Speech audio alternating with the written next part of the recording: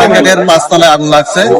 সংবাদ প্রাপ্তির সাথে সাথে আমাদের ঘটনাস্থল উদ্দেশ্যে 3 মিনিট ঘটনাস্থলে রওনা হয়, কিন্তু আগুনের ভয়াবহতা দেখে সাথে সাথে আমরা আরো সদরঘাট ফায়ার স্টেশন এবং টিটিএম সহ আমরা ঘটনাস্থলে নিয়ে আসি এবং একই সাথে আমরা কাজ শুরু করি। যেহেতু এটা একটা ইলেকট্রনিক মার্কেট ছিল, প্লাস্টিক জাতীয় দ্রব্য ছিল, মোবাইল অ্যাক্সেসরিজ ছিল এবং প্রচন্ড ধোঁয়া সৃষ্টি করে পাঁচতলার ভবনের পাঁচতলার যে গুদামগুলো ভিতরে আগুন লেগে যায় এবং প্রচন্ড ধোঁয়ার কারণে একবারে নিচতলা পর্যন্ত ধোঁয়া চলে আসে। একতলা, দুতলা, তিনতলা, চারতলা ধোঁয়া চলে আসে।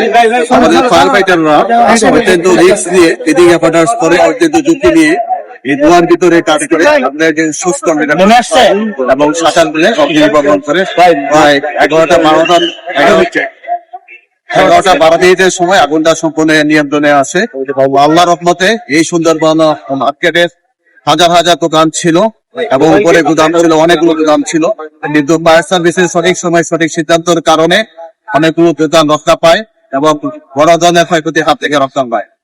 আগুন নির্বাপন ক্ষেত্রে এসে আমরা দেখলাম যে আমরা যারা আগুন নির্বাপন করতে ছিলাম তারা আমরা উপরে উঠে গেছি, কিন্তু নিচতলা, দোতলা, তিনতলা, চারতলায় অনেক গ্রুপ ছিল, জনগণ ছিল, পুলিশ, সেনাবাহিনী থেকে শুরু করে অন্যান্য আইন যারা বাহিনী ছিলেন তারা চেষ্টা করছেন যে তাদেরকে বের করে দেওয়ার জন্য। তারা বের করতে ছিলেন না, আমাদের একটু ব্যাক পেতে হচ্ছিল এবং আমাদের পুরুষগুলো দিয়ে টানাটানি হচ্ছিল, এদিকে আসেন ওইদিকে আসেন। কিন্তু আমরা যদি যথাসময়ে যথাভাবে যদি সঠিক নিয়মে যদি টানতে পারি তাহলে সঠিক টাইমে কিন্তু আমদানি মহান আল্লাহ তাআলা ওয়াসার টিমও চলে আসছিল এবং আমাদের ভলান্টিয়ারকে শুরু করে মার্কেটের কিছু লোক ছিল, তারাও সহযোগিতা করছে আমাদেরকে। তার সহযোগিতার কারণে আমরা খুব সামান্য ক্ষতির মাধ্যমে আমরা এই ধরনের অগ্নিকাণ্ডটা বিপজ্জনক অগ্নিকাণ্ড এটা আমরা নির্বাচন করতে পেরেছি।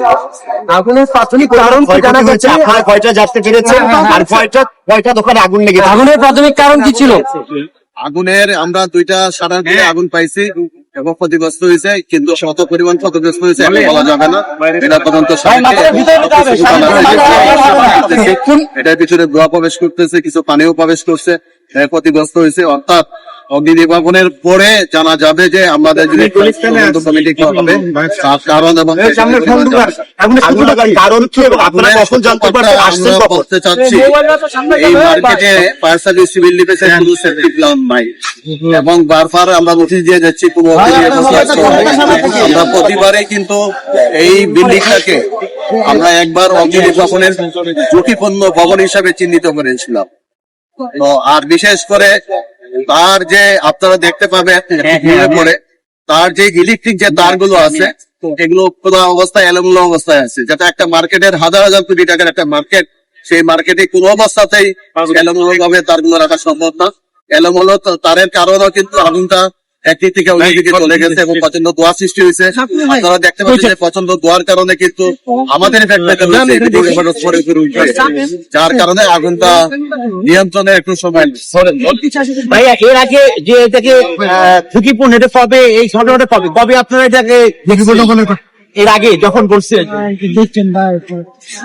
3-4 বছর আগে আমরা এটাকে ঝুঁকিপূর্ণ লাগাইছিলাম, রাজধানীতে বিভিন্ন এখানে ঝুঁকিপূর্ণ ভবন লাগাইছিলাম এবং অগ্নি নির্বাপনের ব্যবস্থা ছিল না, ক্ষতিগ্রস্ত হয়েছে ওইটা দোকান শুধু ক্ষতিগ্রস্ত হয়েছে, কোনো মানুষ ক্ষতিগ্রস্ত আছে নির্বাপনের কোনো ব্যবস্থা ছিল কিনা? অগ্নি নির্বাপনের কোনো ব্যবস্থা ছিল না, একটা ফায়ার এক্সটিংগুইশার ছিল, কিন্তু অগ্নিনির্বাপনের সিঁড়ি ছিল, তার অনেকগুলো সিঁড়ি ছিল, কিন্তু সামান্য কিছু এক্সটিংগুইশার ছিল, কিন্তু আরো যে অগ্নিনির্বাপন ব্যবস্থাটি থাকা দরকার সেগুলো কোনো ব্যবস্থা কোনো হতাহতের ঘটনা আছে? না, কোনো হতাহতের ঘটনা নাই, আহত নিহত নাই। যেহেতু আগুনটা ছিল 5 তলায় এবং 5 তলায় প্রত্যেকটা গুদাম ছিল, দোকানের গুদাম ছিল, এটা মার্কেটের গুদাম হিসেবে ব্যবহার করা হতো, যার কারণে সবগুলো গুদামের শাটার গুলো কিন্তু লাগানো ছিল এবং করিডোরও কিন্তু মালামাল ছিল। আমরা ফায়ার সার্ভিস এসে যথাসময়ে আগুনটা নির্বাপন করার কারণে। আর যারা একতলা, দুতলা, তিনতলা, চারতলায় ছিল তারা পুলিশ এবং নিরাপত্তা বাহিনীরা তাদেরকে বেঁধে দিতে পারছে, যার কারণে আমাদের সংখ্যা নাই বলেই। মার্কেট কর্তৃপক্ষ থেকে আপনাদের কি জানানো হয়েছে?